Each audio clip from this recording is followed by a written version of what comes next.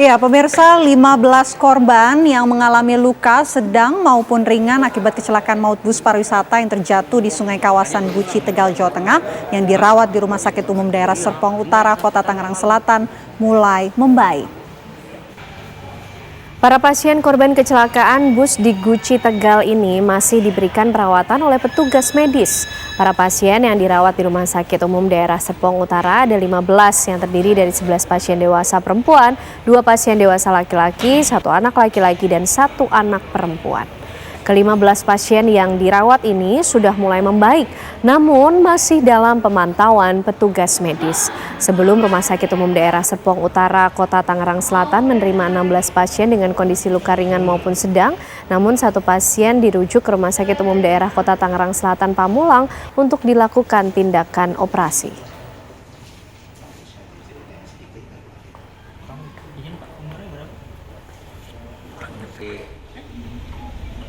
Cirebon, dari Cirebon sama yang di pinggir. Saat ini pemirsa, kami sudah tersambung dengan Pak Nur, salah satu korban selamat bus yang masuk jurang di Guci, Tegal. Assalamualaikum, selamat siang Pak Nur. Waalaikumsalam, selamat siang. Pak Nur, kondisinya gimana saat ini Pak? Kondisinya alhamdulillah udah mulai agak membaik. Sudah membaik. Sebelumnya kalau bisa berbagi cerita dengan kami, ini Pak Nur mengalami luka di bagian mana saja Pak? Saya luka di bagian tangan sama kaki karena kena pecahan-pecahan serpihan kaca. Sama luka-luka memar aja sih karena banyak bentur-benturan. Pada saat itu Pak Nur menumpang di bus tersebut sendiri atau dengan siapa Pak Nur? Pada waktu itu saya sama ibu saya. Oke. Kondisi ibu seperti apa Pak? Kondisi ibu saya alhamdulillah nggak apa-apa sih, nggak ada luka lecet atau apa, dia cuma luka memar aja akibat benturan. Kalau saya kan masih ada luka bekas serpihan kaca gitu. Tapi kalau ibu saya alhamdulillah nggak ada luka kena serpihan kaca gitu. Dia cuma luka memar aja pada membiru gitu. Pak, mohon maaf ini jika kami mengulang memori yang sama sekali tidak diingat lagi oleh Pak Nur. Tapi jika Pak Nur bisa berbagi cerita dengan kami pada saat kejadian kecelakaan itu, Pak, apa yang sebetulnya terjadi, Pak? Ya, kejadiannya begitu singkat sih, Mbak. Jadi kita susah buat mengingatnya gitu.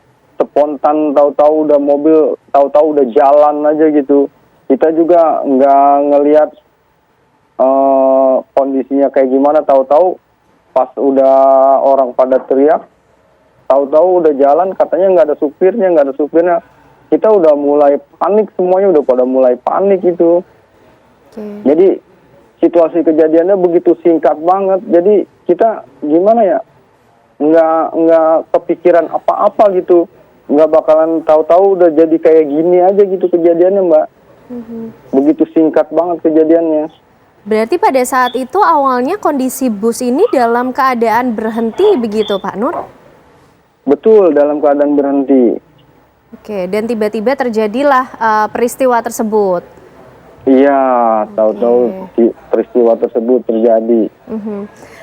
Pak Nur, kalau dari informasi yang kemudian ini ramai diperbincangkan, katanya Pak ada anak kecil kemudian yang bergerak ke arah kemudi, menyebabkan kemudian bus ini hilang kendali. Pak Nur sempat melihatkah adanya peristiwa ini? Kalau misalkan ngelihat anak kecil, saya nggak ngelihat ya Mbak. Posisi saya kan duduknya di tengah. Di tengah itu kan jauh dari depan itu kan nggak bisa kelihatan. Tapi setahu saya kalau anak kecil kayaknya nggak ada kemungkinan. Sebab saya pada waktu duduk juga, saya nggak ngelihat anak kecil sih di depan. Saya kan masuknya itu lewat pintu belakang. Karena saya kan agak deketnya kan lewat pintu belakang daripada pintu depan gitu. Pak Nur, ini ada isu yang mengatakan pada saat sopir bus sempat menyalakan kendaraan, ini tiba-tiba sopir kembali keluar dari bus dan ada suara yang sempat terdengar dari rem ataupun kendali dari bus tersebut. Mungkin Pak Nur ini punya cerita lain yang bisa Pak Nur bagikan pada saat itu, apa yang terdengar, Pak? Saya pada waktu itu pas saya duduk, saya kan lagi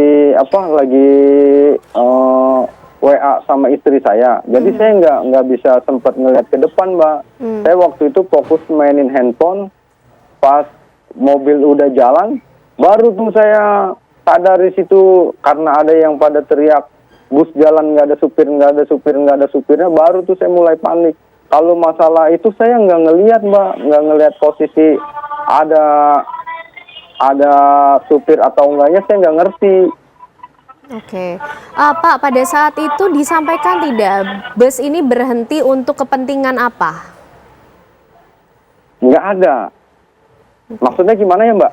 Jadi bus sempatkah diinformasikan kepada penumpang oleh pengemudi bahwa bus ini berhenti karena istirahat dulu atau seperti apa begitu?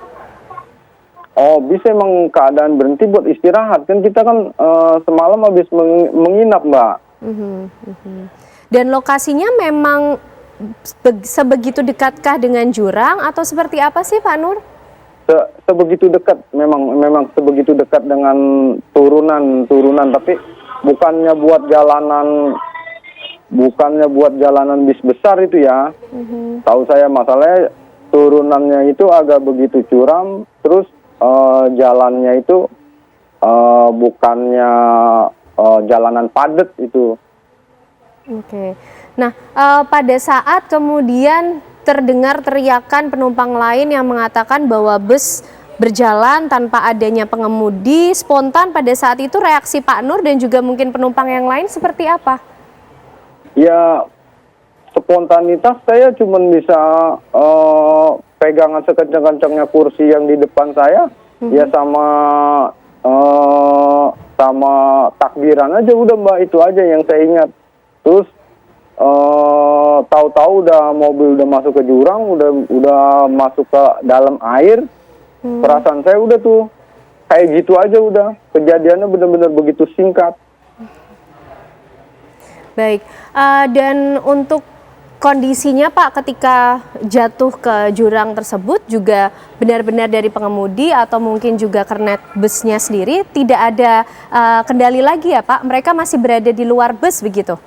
Tidak sempat? Katanya iya, Mbak. Oke. Katanya iya. Oke. Baik. Terima kasih Pak Nur untuk waktunya dan terima kasih atas kesediaannya masih mau Iya, Mbak, berbagi sama-sama. ceritanya kemarin Semoga bersama sehat kami. selalu, Pak Semoga Nur. segera pulih total untuk Pak Nur, Amin, Ibu, amin, dan amin, juga amin. kerabat lainnya. Terima kasih Pak Nur, selamat siang. Sama-sama, selamat siang. Sama.